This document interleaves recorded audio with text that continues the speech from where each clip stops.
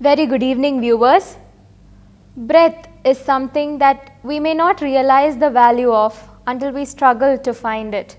So, before we begin today's episode, dear friends, let me remind each of us to pause in our busy schedules in these tough times, to take a pause, take a deep breath, and relax. It is necessary to calm our minds.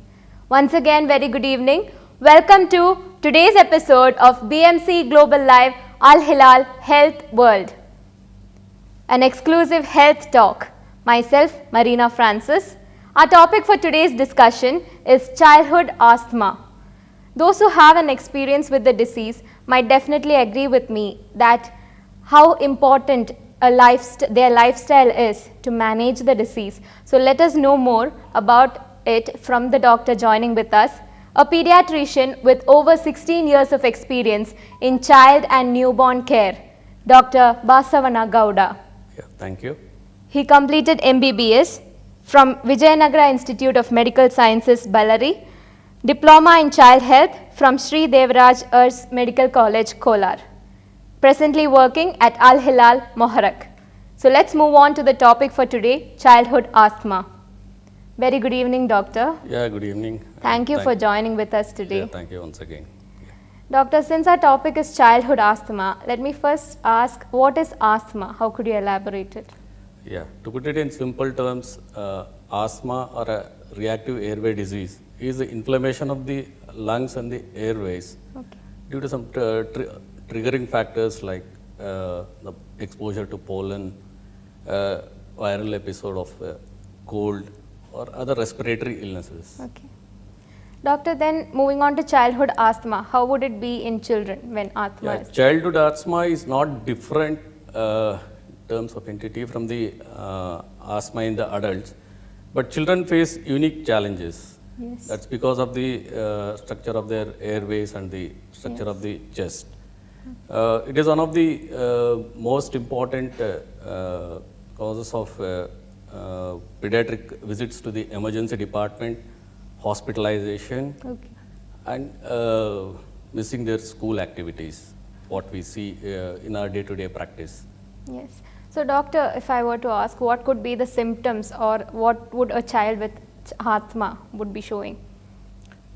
Frequent coughing, which may be continuous or intermittent, which affects the day-to-day routine activities of the kid. Maybe either it is the play, indulgence in sports, their sleep activity, or you may call it as a sleep cycle, continuous sleep cycle, or the schooling activities. This is one of the most, as I said earlier, which warrants visits to the physician or the pediatrician. Continuous cough. Cough is the first thing, and then the second is the whistling or a wheezing sound, especially when the child tries to, like it's during the phase of the expiration, and then tightness in the chest, shortness of breath, or an hurried respiration, what we see.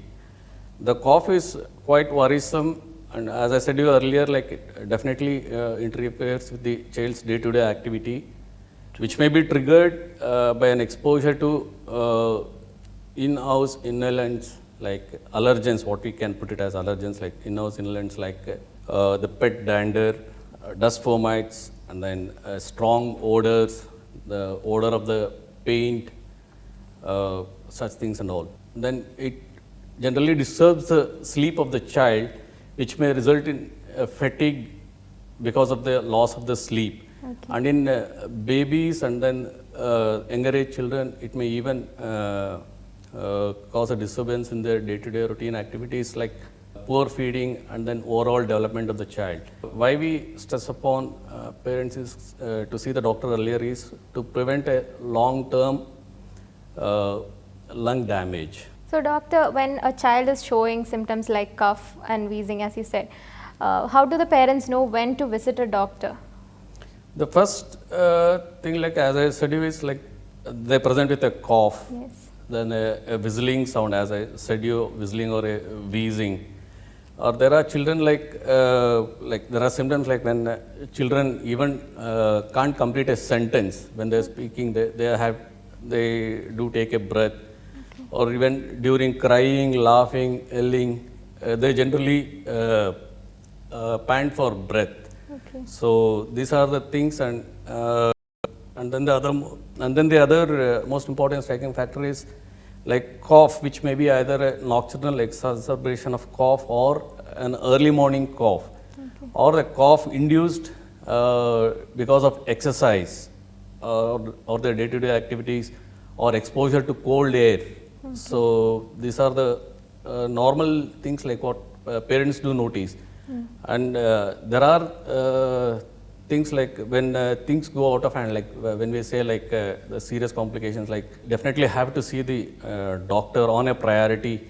So we can say it as like hurried respiration or difficulty in breathing, laborious breathing, what we can term it as laborious breathing, wherein they use the accessory muscles of respiration, as noticed by the suprasternal retractions, intercostal muscle retractions, subcostal muscle retractions, or tossing up of the abdomen, and then flaring of the ala nasi. They may become pale or they may be cyanosed. So this is when you need to consult a doctor, and then the parent should know that there's something wrong with the child. So should suspect something like related to a respiratory problem, most probably an asthma. Okay. So doctor, what could be the causes that can trigger asthma in children? There are plenty of causes, but we can due to certain things like there may be hereditary factors for hyperactivity to allergens, Okay. then history of asthma in the family, especially the parents, and then exposure to environmental pollutants like air pollution, and even exposure to passive cigarette smoking. Okay. So these are the things, and then the other risk factors, I could put it as risk factors, especially the smoking, especially even before, I mean to say the maternal smoking. So this affects like even before birth and after birth, like when children are exposed to passive smoking at home, and then obesity, then gastroesophageal reflux diseases, then other respiratory illnesses like respiratory RSV infections in the earlier childhood, or the rhinovirus infections, and exposure to in-house inhalant allergens like dust mites, pet danders, and then strong perfumes, hair dyes. Along with these, some kids may be allergic to food items, and then cold air. So these are some of the things I can quote about. So definitely we have heard about what childhood asthma is and what could be the symptoms that a child would show and what causes or what triggers these symptoms. We shall be back after a very short break. You're watching Al Hilal Health World. Stay tuned, we shall be back. Welcome back, you're watching BMC Global Live Al Hilal Health World. Our topic for today's discussion is childhood asthma. We shall proceed with the further queries. Doctor, when a child is brought with such symptoms as you mentioned, how can you diagnose that it could be asthma? So coming to the diagnosis, it's quite tricky in a very younger age children. True. Generally, the first symptoms like where the present are like around like 5 years of age, but asthma can present even at a very early age. Okay. So fixing a diagnosis of asthma is quite elaborate, like a complete history. We need to take a detailed history of the child, like if it is below 5 years of age, and and as I told you earlier, like the frequency of cough, relation of the cough with the exercise, relation of the cough when exposed to other allergens. So these are things are to be noted down in the history. And apart from this, for children above the age of 5 years, we do have some pulmonary function tests like what we call it as like spirometry, wherein we ask the child to blow out into an instrument, handheld instrument, like, and wherein we measure like how fast he can breathe, he can expire the air out. So we do have certain parameters to measure the pulmonary function test. And then there are bronchoprovocation tests, and then there's one more thing called as exhaled nitric oxide test. And along with this, we do some specific tests, like when we suspect if the asthma is due to allergy, like the skin test, skin patch test, and then a simple blood test, like wherein we do a CBC, can reveal the eosinophil counts, or to be more precise, the absolute eosinophil count, and serum IgE levels may be increased in some cases. Okay. So this may all be the triggering factors for the bronchoconstriction. So before arriving at the diagnosis, we do all these things, so that we can classify the asthma into like mild, moderate, and severe. Okay. So according to this, we can manage the child, the symptoms of the child. So once the diagnosis is made of asthma, then how do we proceed with the management of the disease? So, see, this management is mainly focused on to reduce the symptoms or make it as a symptom-free period, to reduce the flare-ups of asthma, not to compromise with the physical activity of the child, so as to plan in that way so that the child is able to concentrate on his physical activities. Yes. And then to see that the side effects of medicines are taken into account, and then so as to manage, because this is quite a long term treatment when it comes to, because when we say it is a mild case, moderate case, and severe cases, generally these severe cases need quite a long term of treatment. So it is a kind of what we can say, this involves the doctor and even the compliance on the part of the parents and the child. So in case of mild to moderate cases, like what we say is like the first line of treatment would be the quick relief medicines, wherein we treat it with beta agonists. It may be either through an inhalation or a oral medication. Okay. The commonly used one are salbutamol, which causes bronchodilation, then terbutaline, what we use in day-to-day practice, or a short course of steroids may be used, like if it is an acute exacerbation of asthma, short course of steroids maybe for 3 days. Either you can use a prednisolone or a dexamethasone. Okay. So this is left to the treating doctor. So that is one thing. So when it comes to long-term management, so this is with the quick relief medicines, as I said earlier. When it comes to the long-term management, these are generally through these inhaled corticosteroids and we call it as long-acting bronchodilators. Okay. So corticosteroids, inhaled corticosteroids like budesonide, fluticasone, and mometazone, and then this, as I told you, this long-acting bronchodilators like salmeterol and all, they can be used like if the child is having quite a severe asthma, and we has to be put on medications for quite a long term. Okay. So generally we combine fluticasone along with this salmeterol, like I mean to say the corticosteroid along with the long-acting bronchodilator. Okay. So and there are some other medicines called as leukotriene modifiers like montelukast. These things can be added to the treatment regimen. Okay. So the initial is to give a quick relief, like whenever there is a flare-up, followed by a long-term plan to maintain a symptom-free period. Okay. See, this is just preventive, and we can even say it as a curative. So along with this, you need to have certain lifestyle modifications and certain precautions to be taken at home in general. I mean to say, I'll just tell that in the next part.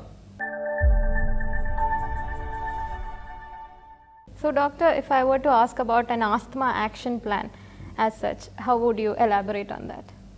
So, this is quite important to formulate an action plan along with the doctor, parents. Like this is generally useful in severe asthma and little higher age group children, maybe higher age group children who are able to perform and coordinate well with all these peak flow meters and all. Peak flow meters. So here we can, depending upon the results of the peak flow meter, like we can categorize them into green, yellow and red zones. So this is basically to see that how effective is the treatment, how can one respond like when there are exaggeration of symptoms, and when the child needs help. So as I told you, this green, yellow and red zones, we can categorize them into like well controlled, moderately controlled and poorly controlled. Okay. So asthma symptoms or the triggering factors may change over a period of time. So what needs to be taken into account is with these kind of action plan, like the action plan should be well formulated with the doctor, as I told you already. The same should be conveyed like to the caregivers, like even if they are visiting the school, visit the school, or if they stay in any, like I mean to say, the boarding schools and all. Yes. Okay. Depending on this, see the doctor may see if it is a good control, if it is in a good control range, maybe the green zone. So the doctor may momentarily stop or reduce the treatment, what we call it as a step down process. And if it is in a very poor controlled zone like the red zone, what doctor can do is he can just add a medicine or modify the strength of the medicine already given, or change the treatment, which is called as a step up process. Okay. So step down and step up process. So, doctor, I understand that lifestyle plays an important role in managing asthma. So, what would be some lifestyle modification that the children can do or the parents can help them in doing so, or measures that can be taken at home to manage asthma? Yeah, here the involvement of the parents is at most importance. I do agree. This quite a it takes quite a lot of toll. But modern day parents, they definitely do understand the needs of the children. True. I mean to say, it's been there through ages. Yes, I mean to say, because of the advanced scientific studies, and then even the parents also, many of the parents, they do access the internet and they do get the first-hand information. Parents play a very important role. Yes. So main thing is the education. I mean to say, the what education we impart to the parents, like we take them into confidence and see. See, we have to make a list of things like triggering factors. I mean to say, either it is the food allergens or in-house allergens like inhalants, like especially the pet dander. Try to avoid the pets entering into the child's room. Okay. Then clean all your carpets, your upholstery, the surfaces of the door, the day-to-day items like in your drawing room, and whatever the equipments there in the child's room, like make them dust-free. Okay. And if possible, avoid carpets at home. And then one most important thing I would like to stress upon is avoid smoking. Elders, please do avoid smoking at home for your children's sake. And then avoid strong perfumes, body sprays, even the hair sprays when children are in the nearby vicinity. Then avoid these strong scented smokes. Like yeah, this part of the world, they use all this bukur and then this joysticks. So along with this, just try to concentrate on the physical activity of the child. So increased physical activity increases the compliance and the it even gives a feel good factor for the child because he is not deprived of his physical activity. Along with this, outdoor exposure to spores, molds, and then if you're living in a moist environment, just try to use dehumidifiers in the room. Okay. So this goes a long way. So doctor, another question that comes up is, will a child outgrow asthma? Is there a complete cure? See, if it is a mild case, some children they do outgrow. Okay. If it is a moderate to moderate case, like 50% of the children may outgrow once they reach adolescence, but it's not the case so in severe cases of asthma. They generally continue into the adulthood. And then generally, as I said, like the moderate group, like even if they outgrow, 50% of them may again show symptoms of asthma adulthood. Okay. So doctor, before we conclude today's episode, what would be one takeaway message that the parents or caregivers of children, they should remember?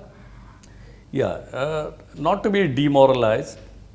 See, science has advanced so much that every child can have a normal life. So just make sure that like whenever you suspect an asthma in a child, don't be demoralized. Just try to live with it and try to give the best to your child. True. Consult your doctor, check out a plan like what all to do and how to manage the child so as to not affect his normal day-to-day activities. So those points were very important and very useful for each of us. It is something all of us must be knowing. I hope all of you viewers found this episode useful. Thank you very much, doctor, for spending your time with us. Yeah, and thank you, answering thank our you. queries. I want to pass on this message like stay safe, True. stay healthy because we have seen a lot of cases being reported everywhere in the world. So please do stay safe by wearing a mask and maintaining a proper social distance and Very sterilize your hand, and wherever the vaccinations are allowed for a particular age group, go for the vaccinations. Yes, that is a very important point for all of us. So until we meet in the next episode of Al Hilal Health World, this is Marina signing off. Stay safe, stay healthy, as doctor mentioned. All of you, good night.